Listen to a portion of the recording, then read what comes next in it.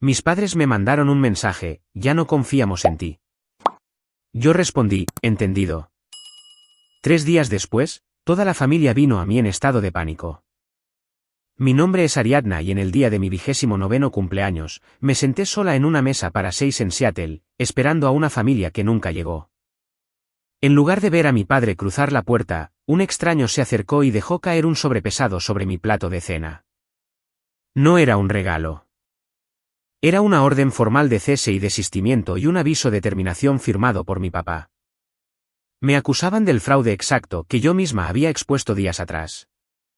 Mi teléfono vibró. Era una notificación de mi hermana, Valeria.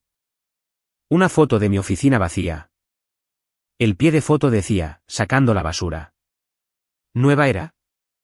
Las lágrimas eran una ineficiencia que no podía permitirme. Solo pedí la cuenta. Déjame un comentario y dime si tu familia te entregó documentos legales en tu cumpleaños. ¿Llorarías o lucharías? Quiero saber quién está de mi lado hoy. No abrí el sobre en la mesa. No hacía falta. Sabía exactamente lo que decía porque sabía exactamente quiénes eran. Pagué el agua mineral que no había tocado, dejé una generosa propina para el camarero, que parecía preocupado, y salí a la fría lluvia de Seattle. Mis manos estaban firmes. Mi respiración era tranquila. El pánico que esperaba no llegó. En cambio, una claridad fría y aguda se posó sobre mí. Se había acabado.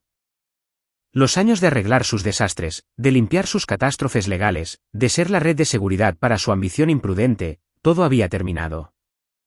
Dentro del santuario de mi auto, saqué mi teléfono. Llamarlos habría sido un error táctico. Rogar por una explicación estaba por debajo de mí. Abrí el portal de administración de la compañía. Mi acceso todavía estaba activo. Eran arrogantes.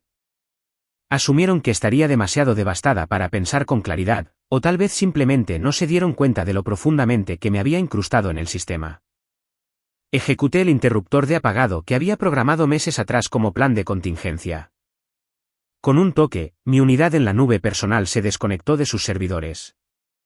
Mis correos electrónicos, mis listas de contactos, mis modelos financieros patentados, todo lo que me pertenecía y no a la compañía, desapareció de su red.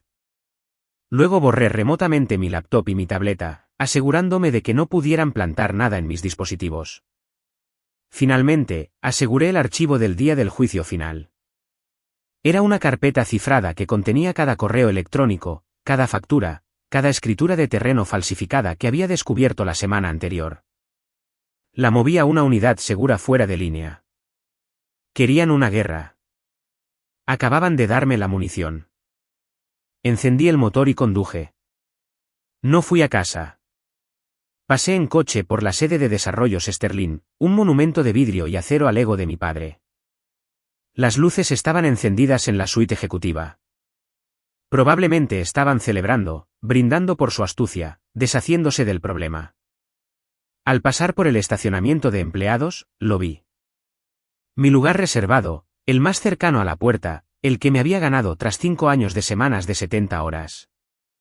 Había desaparecido, cubierto con brea negra.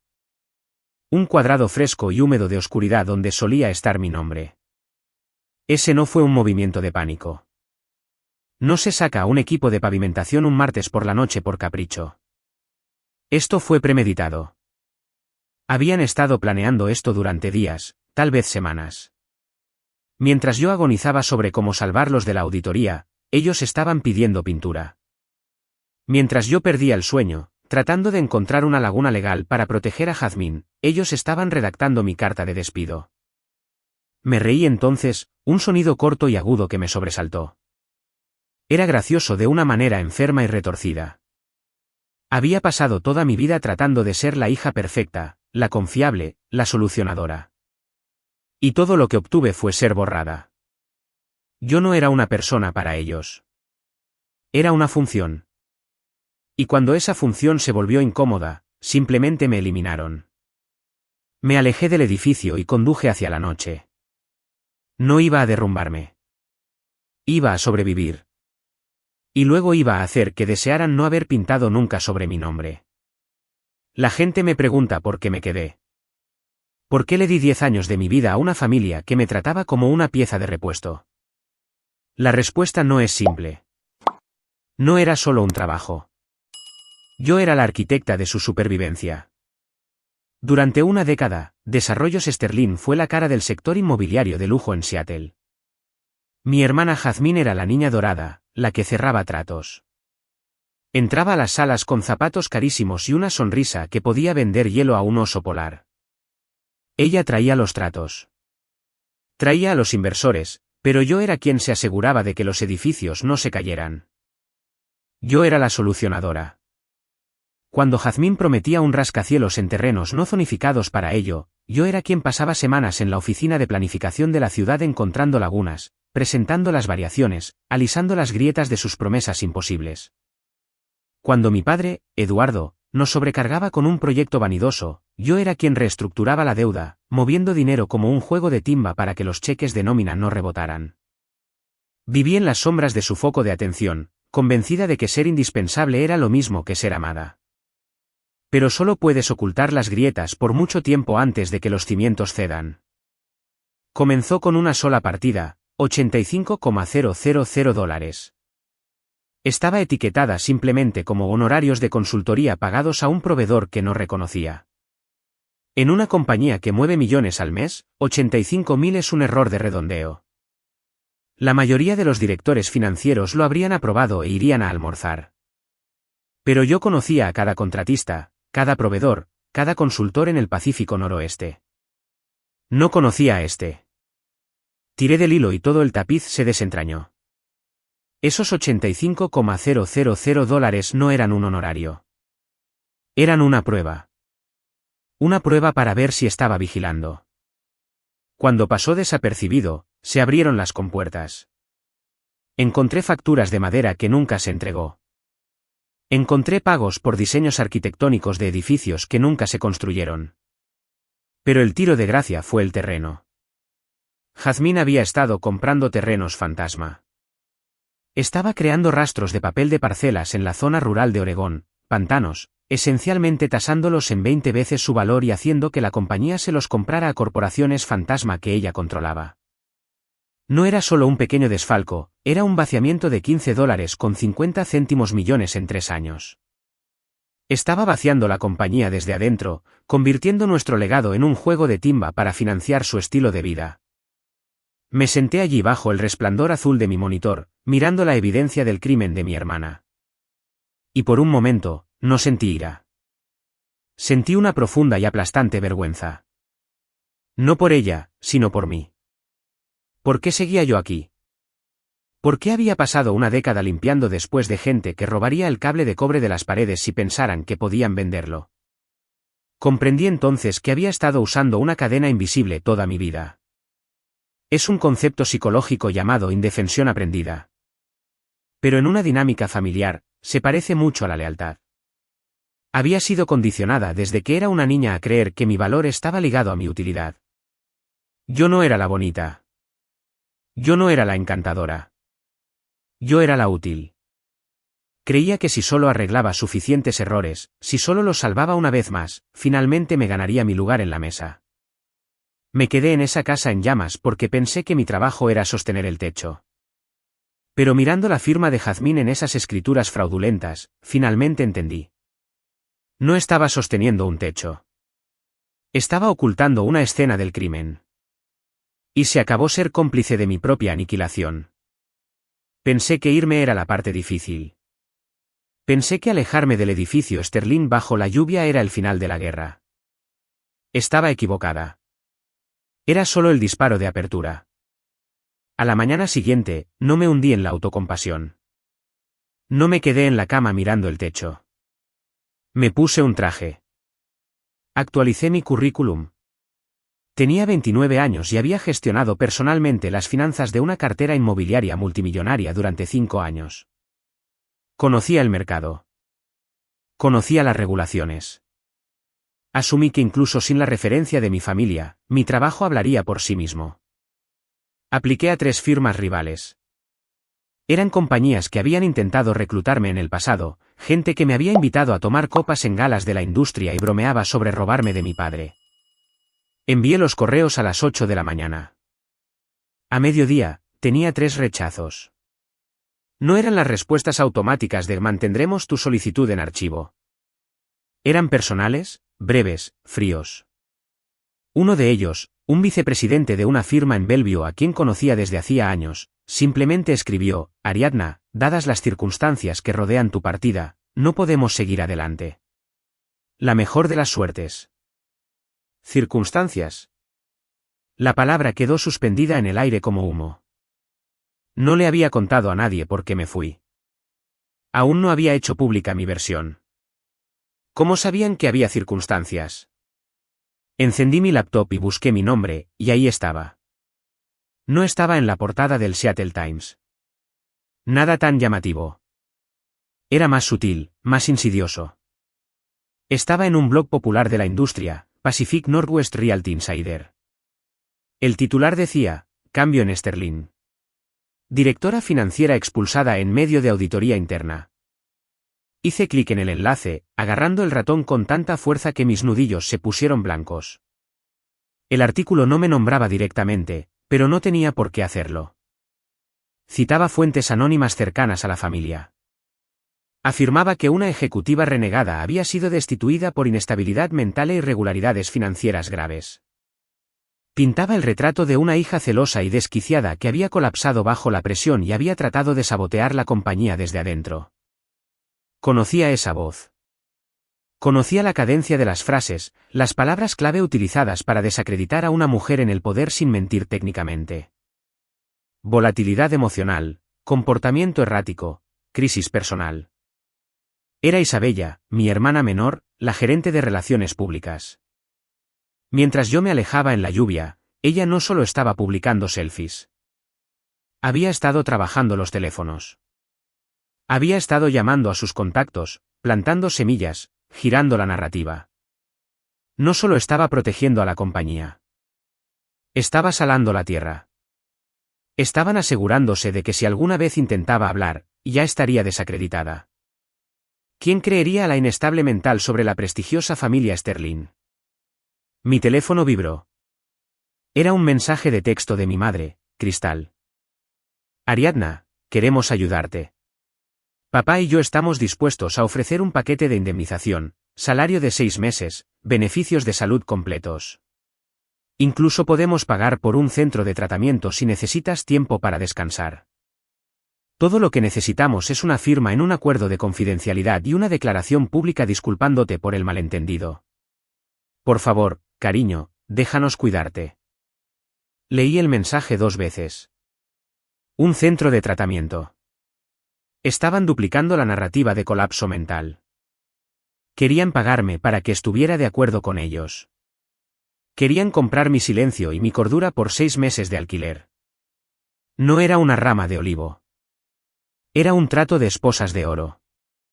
Si firmaba eso, estaba admitiendo culpabilidad. Estaba aceptando que yo era el problema. Miré a mi alrededor en mi apartamento. ¿Estaba tranquilo? Era pequeño, pero estaba limpio. Era mío.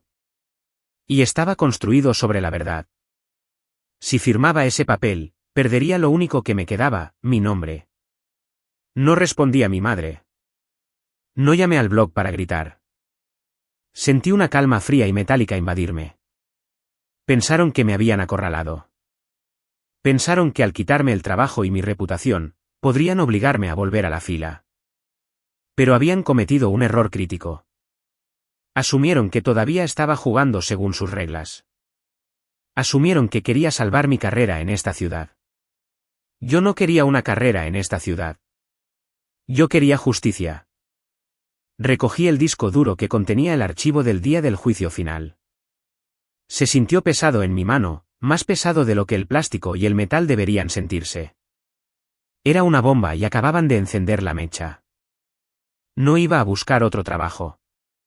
Iba a encontrar a la única persona en Seattle que odiara a mi padre tanto como yo.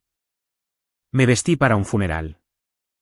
No uno literal, pero la energía era la misma. Me puse mi traje color carbón más elegante, el que solía reservar para las reuniones de la junta directiva donde tenía que dar malas noticias a los inversores. Me até el cabello hacia atrás con fuerza. Revisé el disco duro en mi bolso 3 veces. No iba a la oficina. Iba al edificio federal en el centro. Tenía una cita con un investigador senior de la Comisión de Bolsa y Valores. Me paré en la acera fuera de las puertas de vidrio del edificio federal, viendo el reflejo de la ciudad detrás de mí. Sabía lo que significaba cruzar esos detectores de metales. Una vez que cruzara ese umbral, no había vuelta atrás. Ni cenas de acción de gracias, ni reconciliación, ni posibilidad de arreglar esto. Estaba encendiendo una cerilla y arrojándola a la sala de máquinas de un barco que mi abuelo construyó. Ariadna. La voz era baja, áspera y aterradoramente familiar. Me di la vuelta. Apoyado contra un pilar de concreto, luciendo como una estatua que había envejecido 10 años en una semana, estaba Arturo. Era el abogado de mi padre, el pitbull de la familia, el hombre que había redactado el acuerdo de confidencialidad que mi madre intentó hacerme firmar. Si Arturo estaba aquí para amenazarme. Estaba aquí para decirme que si entraba en ese edificio, me enterraría en litigios hasta que tuviera 80 años. Apreté mi bolso con más fuerza. Si estás aquí para servirme más papeles, Arturo, puedes dárselos a los agentes federales de adentro. Él no sonrió. No sacó una demanda. Metió la mano en el bolsillo de su abrigo y sacó un único sobre Manila. No era grueso. Era aterradoramente delgado. No estoy aquí para detenerte, dijo, con voz plana. Estoy aquí para darte la pieza que falta. Fruncí el ceño. Tengo todo. Tengo las escrituras de terreno. Tengo las facturas. Tienes el qué, dijo Arturo, pero no tienes el cuándo. Extendió el sobre. Dudé y luego lo tomé. Abrí la solapa. Dentro había un memorando único fechado hace 5 años. Era una autorización de transferencia por $2 millones. Estaba firmada por Jazmín. Pero justo debajo de su firma, había una contraseguridad que aprobaba la asignación de emergencia para cubrir la pérdida. La firma era de mi padre. Jazmín no comenzó a robar hace 3 años, dijo Arturo, encendiendo un cigarrillo a pesar de que estábamos en una zona para no fumadores. Comenzó hace 5 años, justo antes de que se lanzara la oferta pública inicial. Desvió $2 millones para un condominio en Aspen y una deuda de juego. Mi aliento se cortó. Él lo sabía. Lo sabía, confirmó Arturo. Pero estábamos a semanas de salir a bolsa. Un escándalo que involucrara a la hija del CEO habría hundido el precio de las acciones. Así que Eduardo no llamó a la policía. No la despidió. Usó las reservas de emergencia de la compañía para tapar el agujero. Lo encubrió para salvar la OPI. Se convirtió en cómplice para salvar su ego. El mundo se inclinó sobre su eje. Todo este tiempo, pensé que mi padre era solo ciego. Pensé que era una víctima de la manipulación de Jazmín. Un padre de corazón blando que no podía ver que su niña dorada era un monstruo. Estaba equivocada. Él no era la víctima. Él era el arquitecto. No me despidió porque yo fuera incompetente. No me despidió porque creyera las mentiras de Jazmín. Me despidió porque me estaba acercando a un secreto que podría enviarlo a prisión federal. Me sacrificó para mantener enterrados sus propios esqueletos. ¿Por qué me estás dando esto?, le pregunté, mirando a Arturo. Porque me jubilo, dijo, dejando caer el cigarrillo y aplastándolo bajo su costosa mocasín. Hoy. Efectivo e inmediato. No voy a ir a prisión por Eduardo Sterling. Él está solo. Se dio la vuelta y se alejó, desapareciendo en la multitud de viajeros matutinos. No miró atrás. Me quedé allí sosteniendo el papel que probaba que mi padre nunca me había amado. Solo me había administrado. El dolor que esperaba sentir no llegó. En cambio, una furia fría y dura se cristalizó en mi pecho. Eran los últimos cilindros de la cerradura haciendo clic en su lugar. No solo me habían traicionado. Me habían usado como escudo humano durante 5 años. Me volví hacia el edificio federal. Las puertas de vidrio se deslizaron automáticamente, invitándome a entrar. Ya no era solo una denunciante. Era la ejecutora de un legado que merecía morir. Crucé las puertas, coloqué mi bolso en la cinta del escáner y no miré atrás. Las repercusiones no ocurrieron de golpe. Fue una demolición lenta y agónica, como ver un rascacielos colapsar piso por piso en cámara lenta. El primer dominó cayó a las 48 horas.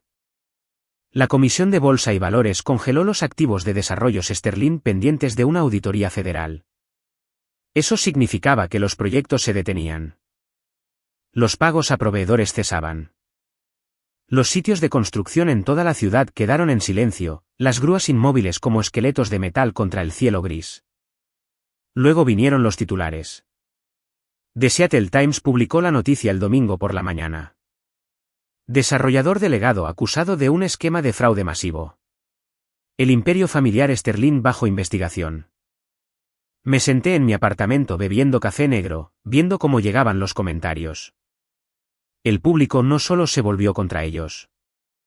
Los devoraron. Personas que habían sido expulsadas de sus vecindarios por los proyectos de gentrificación de Jazmín. Contratistas a los que habían exprimido en las facturas. Grupos ecologistas que habían luchado contra sus esfuerzos de recalificación. Todos tenían una historia. El nombre Sterling, una vez un pasaporte dorado en esta ciudad, ahora era tóxico. Jazmín intentó huir. Por supuesto que lo hizo. Reservó un charter privado a un país sin extradición, probablemente pensando que podría vivir de las cuentas offshore que había llenado de dinero robado. Pero no llegó más allá de la pista de aterrizaje. Su pasaporte había sido marcado en el momento en que entregué el archivo del día del juicio final. Fue detenida en el aeropuerto internacional del condado de King, todavía usando sus gafas de sol de diseñador, protestando que todo era un malentendido. Isabella intentó luchar en línea. Lanzó una contraofensiva, publicando vídeos llorosos alegando que la familia estaba siendo atacada por una exempleada amargada y resentida. Intentó presentarme como la villana, la hermana celosa que quería quemar lo que no podía controlar. Pero Internet es un juez cruel y ama los recibos. No tuve que decir una palabra. El Tribunal de la Opinión Pública hizo el trabajo por mí. Cuentas anónimas comenzaron a filtrar historias sobre las tácticas de acoso de Isabella, sobre el dinero pagado para silenciar a los críticos.